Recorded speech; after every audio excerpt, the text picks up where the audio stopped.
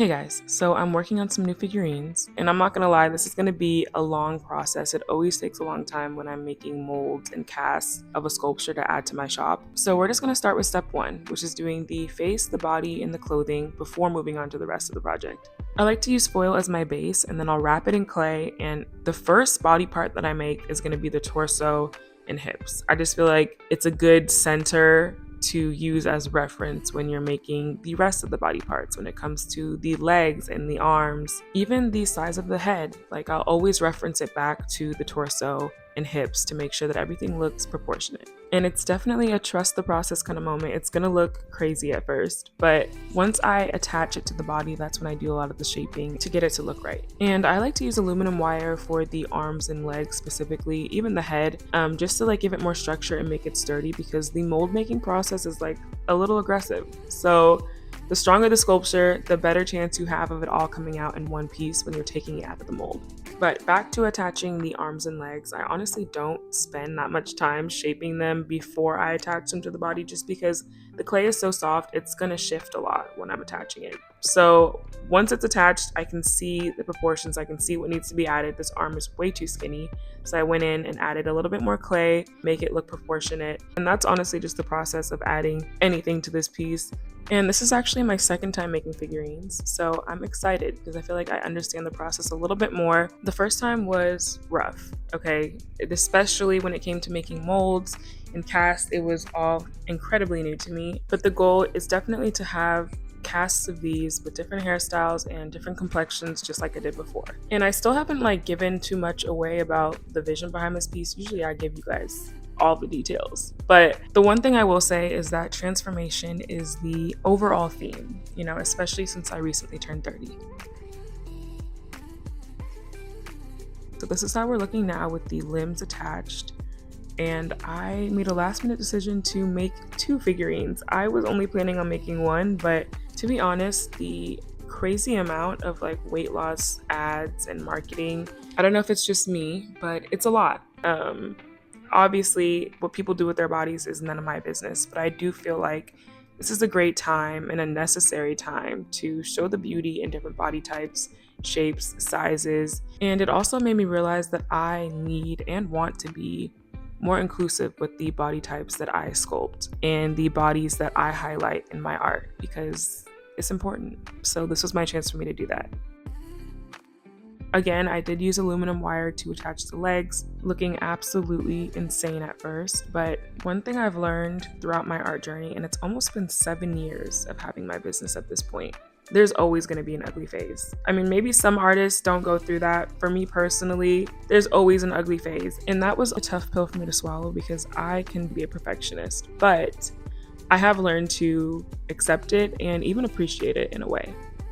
So once the bodies were mostly done, I moved on to the faces, and this is my favorite part. I love sculpting a face. Like, it's so satisfying. I'm still using the aluminum foil and the wire as my base, and then adding clay. It doesn't have to be perfect, but I try to make it round and smooth. And then I do bake it one time before actually adding the features. I feel like it's a lot easier when the base is already solid, but that's truly just personal preference. So I like to start with the eyebrows and then the nose, because those are at the center of the face, and it just kind of helps map where everything else is going to go. So once those are good, I move on to adding the lips, and then I smooth out the like orbital area with this tool, one of my favorite tools. And then I can add the cheekbones to give dimension. And this is when the face really starts to like come together and look more realistic. At this point, I just kind of start adding little bits of clay to areas that I need, shaping the nose. And then once I feel like the overall shape is good, I can go in and start adding definition and details to the face. When it comes to the mouth, I like to do like a slight smile, and I kind of just go back and forth between the bottom lip and the top.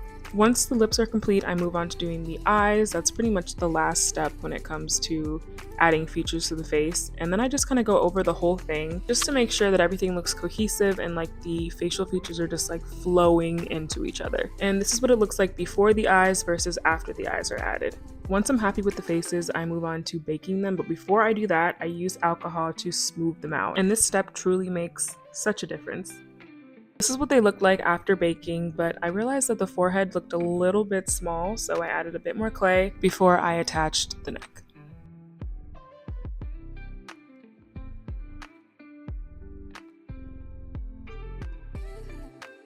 So again, another trust the process moment because it looks ridiculous when I first attached the neck and the head to the body. But after sculpting it down and making sure that the proportions are right, it starts to come together and the bodies are almost complete, honestly, other than the hands, which I'm not gonna lie, I didn't even record the process of that because I was struggling. But anyways, before finishing the bodies and adding the clothes, again, I like to use alcohol to smooth them down, and then I go ahead and bake them. In this instance, I did prop up their arms with the aluminum wire to make sure that they stayed in place. But once they were done, I just removed the wire and then filled in those little dents that were left behind with some clay. Now at this point I noticed that the back of their head was pretty flat, so I went ahead and added some clay back there just to make it more round and realistic looking. I will be adding hairstyles to these in the future, but when I'm making a mold I like to make them bald so that I have the choice to do any hairstyles I want when it's time to make the cast, and you guys will see exactly what I mean in the next few videos. But it's officially time to do the clothing, so the main tip that I will give is less is more. I have tried so many different ways to make clothing look natural, and I feel like building it up little by little is truly the best way to make sure it doesn't look bulky and just kind of like fits seamlessly with her body. And I am using the foil to fill in any of the gaps, so I'm not just filling everything in with clay because the clay can get expensive, especially when you're using as much as I do. For the next figurine, I did the exact same thing, filled in with foil, covered it with clay, and this is just a close-up of how little clay I'm actually using. Like, I'm not covering the whole thing with clay as if she's actually wearing a skirt.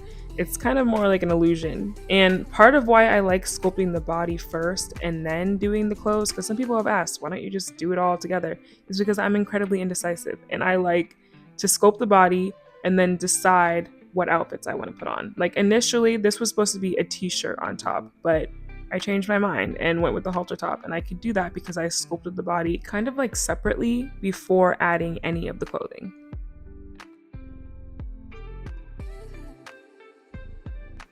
And again, on the back, I'm still using a very small amount of clay and just kind of like blending it into her skin to make it look like she's wearing a full shirt. But for this project, I knew I really wanted to add a lot more detail to the clothing than I ever have before. So this was kind of like a trial and error thing for me. I've never done folds and wrinkles like this. Usually I'm pretty simple with the clothing, but I really wanted the skirt to feel like it was long and flowy, so I spent a long time adding all of these folds and wrinkles and details to the clay to make it look like it was fabric. And it kind of reminded me of water, like the ripples and how it flows. I just never thought of the similarities between sculpting fabric and then sculpting something to look like water and how they all kind of just like flow and connect effortlessly. So that was fun, very satisfying. And I ended up adding a little bit of like a thicker band around the waist to make it look like it was folded over, just like the skirt that I used in the reference photo I took.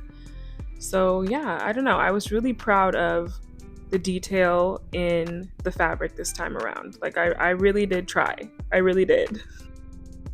The last step was to add some extra detailing to the top. I couldn't leave the top looking completely basic after doing all of that to the skirts. I just added a little bit of detail, some folds and things, but this is how they looked at the very end. We have completed the face, the body, and the clothing. So the next step is to do the molds. And I also still have to make the platforms and a couple other things that will kind of just like bring the transformation theme of this piece alive. So stay tuned.